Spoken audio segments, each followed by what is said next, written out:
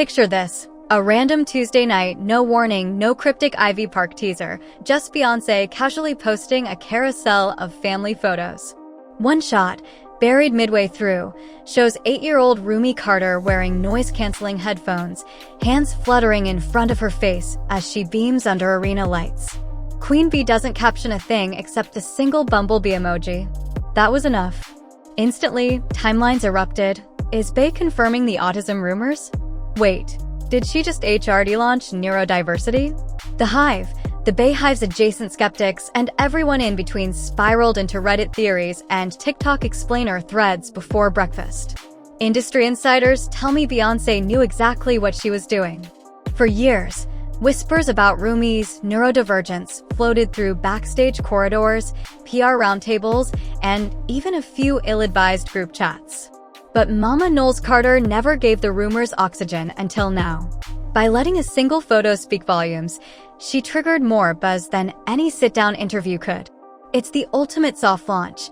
Confirm without saying a word, control the narrative, and still look like a protective mom. Remember when Kanye West decided Twitter was his personal therapy couch and blasted the Carters in 72-point font? He accused them of hiding Rumi's diagnosis, called IVF a blessing, and even claimed Jay-Z and nobody have no power over me. Grammar, apparently, has no power over him either.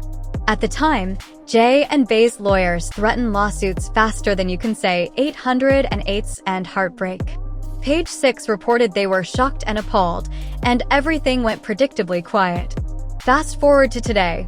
The same diagnosis he weaponized is suddenly the one Beyoncé may embrace publicly. Coincidence? Fans think not. The timing is shadier than a Malibu hedge in July, and it ignites a juicy question.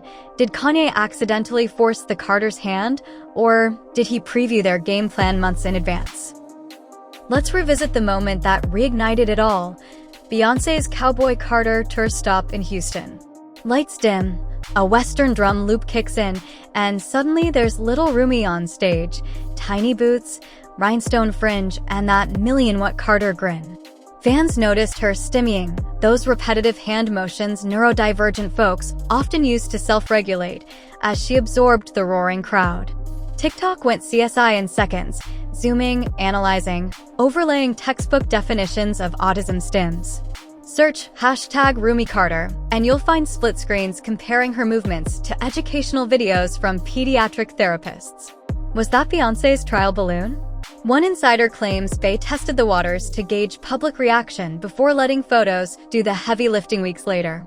Judging by the flood of "representation matters" comments, it worked. Sympathy, warmth, a sense of shared humanity, all neatly banked just ahead of the looming DNA hurricane. While everyone else dissected Rumi's hand angles, a Philadelphia court quietly turned up the heat on Sean Corey Carter. For over a decade, Rammer Satterthwaite has insisted HOV is his biological father. Jay's response?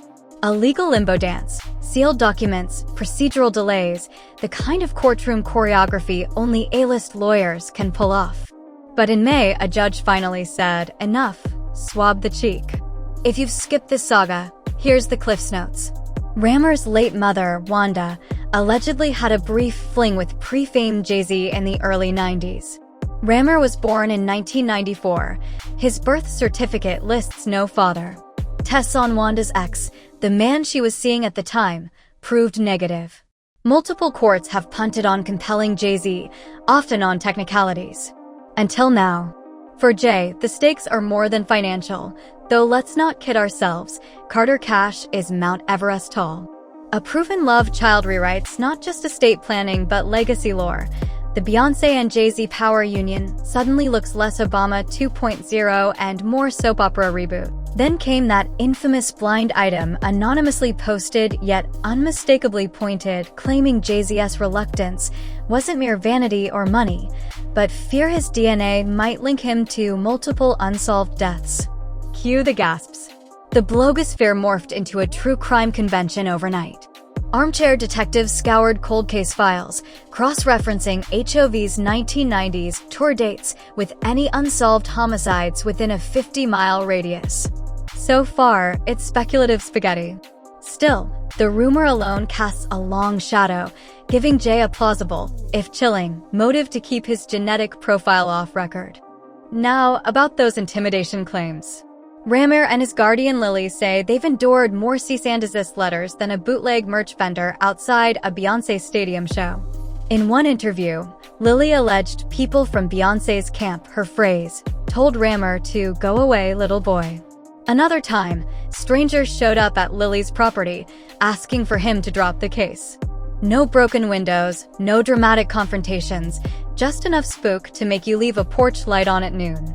Critics counter that fame attracts unhinged fans with vivid imaginations. True, but Lily's claims dovetail with Beyoncé's reputation for ironclad control. Ask any photographer who's dared to post an unflattering angle of Queen Bee.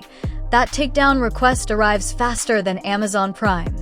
Ramir's on record. "I'm not after Jay-Z's fortune. I just want closure." Admirable, sure, but numbers don't lie. Forbes pins the Carter empire at $2.5 billion. Music catalogs, Rock Nation, Ivy Park, luxury real estate from Bel Air to the Hamptons. One paternity hit, and new inheritance branches sprout overnight. Even if Ramir waived off money, courts could still grant child support back pay or estate entitlements. And nothing motivates high-powered legal teams like protecting generational wealth. For Beyoncé, the stakes run deeper than dollars. Her brand, feminist icon, champion of Black excellence, mistress of flawless rollouts, could fracture under accusations of silencing a young Black man searching for his roots. It's the kind of PR paradox you can't dance your way out of, even in sequined fringe. Jay-Z's attorneys recently requested extra time to respond to Ramir's lawsuit, claiming improper service. Fans weren't fooled. They lined up the court's new deadlines against Beyoncé's Cowboy Carter tour calendar and, shocker, the extension lands just after her final European date. Translation: finish the victory lap, then face the fallout.